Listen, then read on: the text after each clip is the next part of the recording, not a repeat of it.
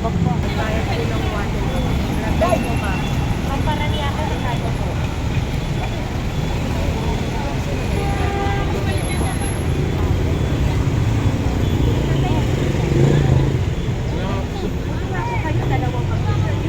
Lalagay mo ko lang. Sabi nga namin dapat ang lalagyan ng kapatid.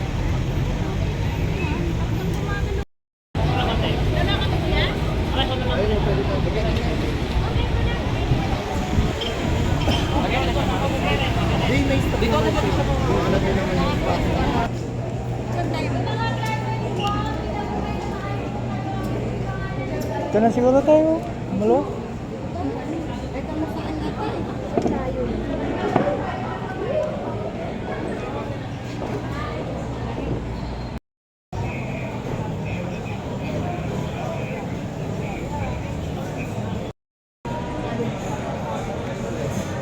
Good morning mga kabluto. Nandito tayo sa Green Hills, San Juan, sa may Filipino clubs. Commencement exercises ng aking anak. Graduation nila ngayon, kaya nandito tayo nag-a-attend. Ito po yung venue nila.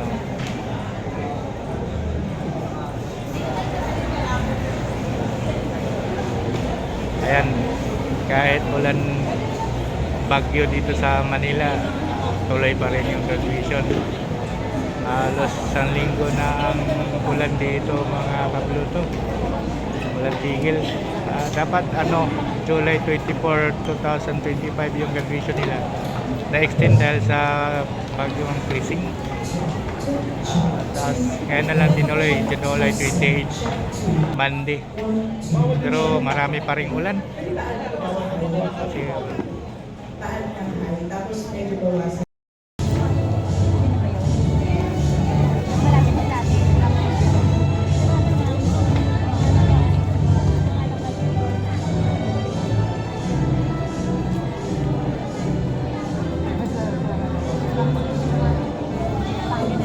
Walking with confidence and pride, the graduating class, each step marking years of hard work, resilience, and achievement.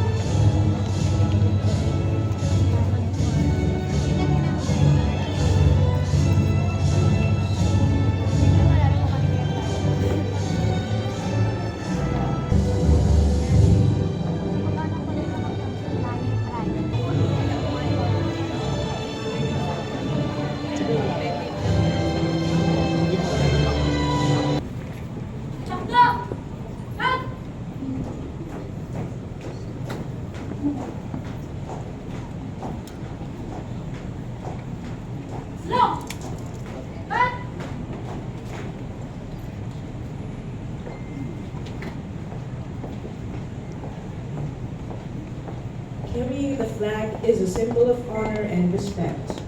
Today, as we march forward, we pay tribute to the values of unity, pride, and excellence that bind us together.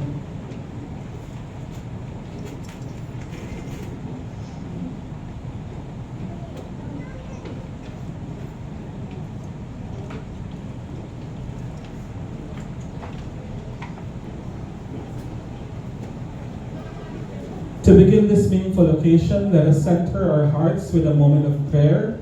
We call on Shane May Rivas from Hotel and Restaurant Services, Infotech College of Arts and Sciences, Suka, to lead us in the invocation. Let us bow our head and feel the presence of our Lord.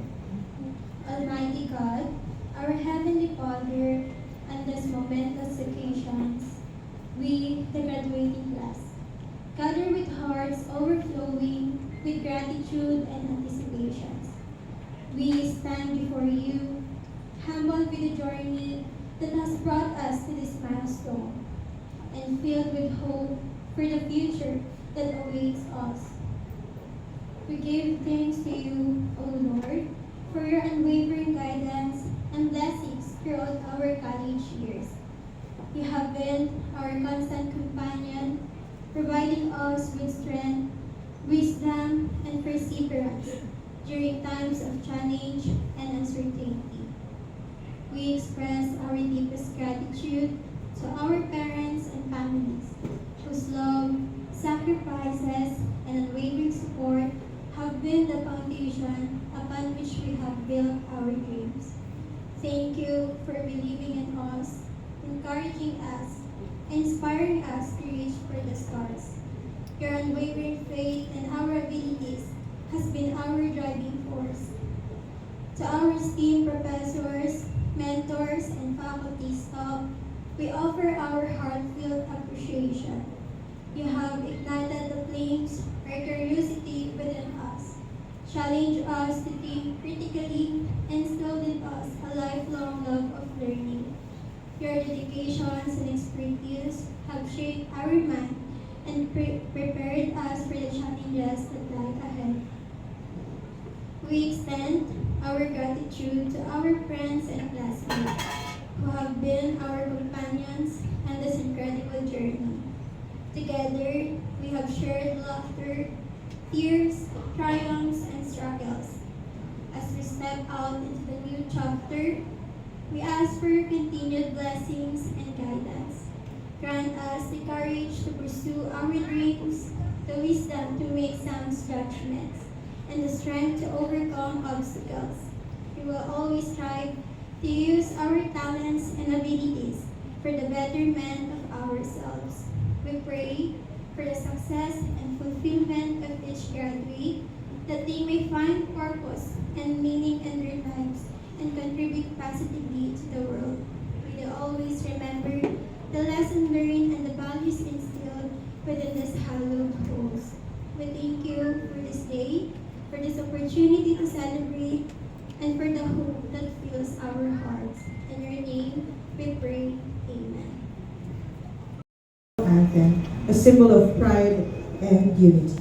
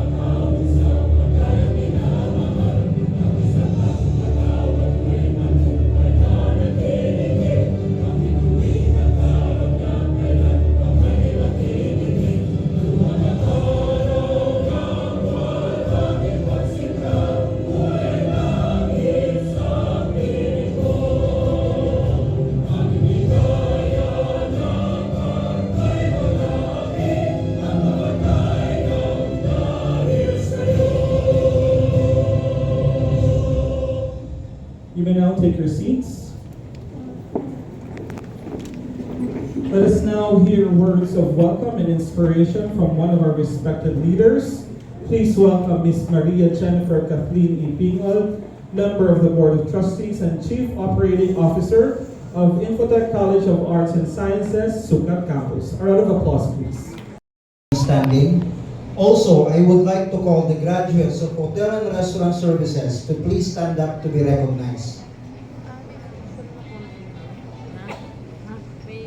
It is with great honor that I present to you, ladies and gentlemen, the candidates for graduation of Infotech College of Arts and Sciences Philippines and St. John Bosco Institute of Arts and Sciences for academic year 2024 and 2025, who have satisfactorily completed the prescribed requirements of their respective qualifications as mandated by the Technical Education and Skills Development Authority.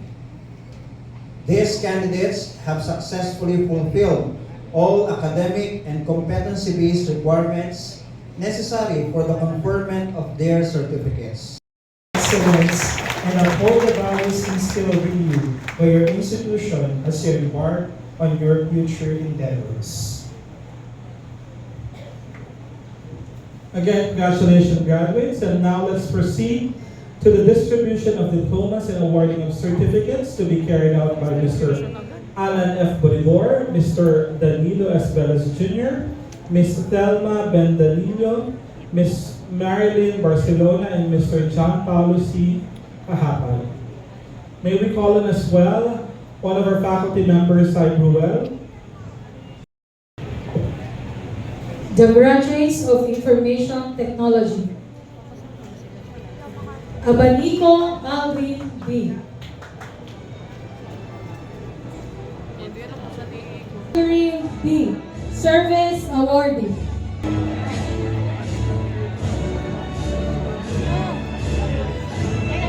Barde Jocelyn A.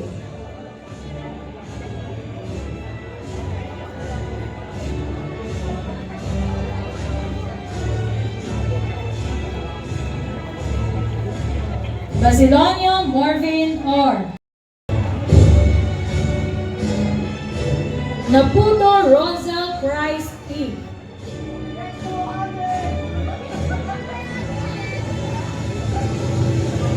Nasong Winlove F. Best in Web Page Design.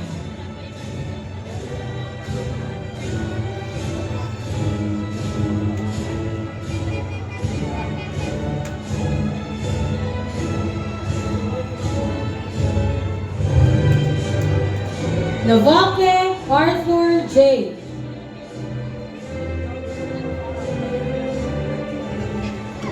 Nazareno Aldrin Nicole. Olanoza Mary Ann.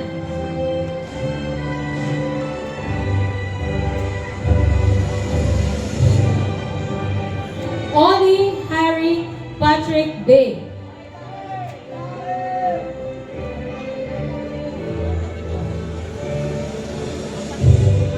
Orlanes Angela Joy D. Your unwavering support has planted the seeds of this unity we now carry forward. As we close this chapter and begin another, let us walk hand in hand, proud to say that we are the generation of unity, ready to rise, ready to lead, and ready to serve. Together, let us build the new Philippines stronger, braver, and united. Congratulations, graduates, and mabuhay tayong lahat. Thank you, Mr. Alan Boribor. And before we end, we offer our heartfelt tribute to parents and graduates, led by John Philip F. Magsaysay. Even when it wasn't your responsibility, your presence filled the gaps and your love helped us to gather. To our older siblings who became second parents without ever being asked, who had to grow up too fast just to provide, not only for themselves, but for us too. You sacrificed dreams, time, and so much of your own childhood, all for us. Know that your efforts did not go unnoticed. To our teachers and mentors, you didn't just teach us lessons from books, you taught us how to believe in ourselves, how to grow, how to stand up after failure. You saw something in us even when we didn't, and that belief, it pushed us forward.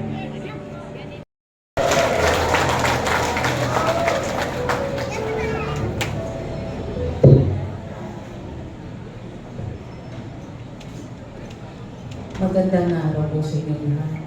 Ngayong araw na ito, habang sila ay nakatoga at nakangiting maharap sa inyong lahat, gusto po namin ibalik ang pagbati at pagmamahal sa aming mga magulang.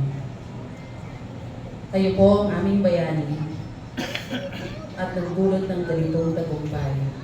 Mami, Daddy, Mama, Papa, Nanay, Tatay.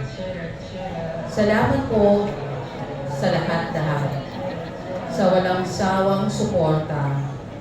Pwede nyo nang lapitan ang inyong mga magulang upang i-aral ang mumuntiyong handog, ang rosas, para sabihin sa kanila na mahal niyo sila. Say thank you. Ang kanila ay sumasagisag sa kanilang walang sawang paggabay, pag-ilaw sa landas ng inyong tagumpay. Mama, Papa, sa mga pangaral na baon namin sa bawat pagsubok at higit sa lahat sa tiwala niyong kaya namin. Alam po namin hindi naging madali para sa inyo yung mga gabing puyat kayo, makaisip kung paano ang tuition, projects at baon namin. Yung mga panahon kayong unang nagsasakripisyo para lang mauna kami. Hindi ko namin yun makakalimutan. Kung may medal man kaming natanggap o diploma na iuwi, para po ito sa inyo. Kayo ang dahilan kung bakit kami nandito ngayon. Hindi po sapat ang salitang salamat. Para masuklian ang lahat ng pagmamahal at sakripisyo ninyo. Pero mula sa puso naming mga anak, maraming salamat po. Mahal na mahal namin kayo. Graduates, Walang ilaw. ito na ang pagkakataon upang yakapin, balikan, at magpasalamat ng buong puso dahil sa inyong mga magulang na nagsakripisyo, nagtyaga, at umunawa sa inyo. Tell them that you love them. Baka hindi nyo pa nasasabi sa kanila na mahal nyo sila. This is not the end. Wala nang isa upang magpasalamat at umanaw ng bulang na loob sa mga bagay na bibigay ko sa inyo habang kayo nag-aaral pa. Say thank you. Maraming salamat Mama, Papa, Daddy, Mami. Dahil kung wala po kayo, wala ko dito ngayon. Thank you very, very much. Mahal na mahal po namin kayo.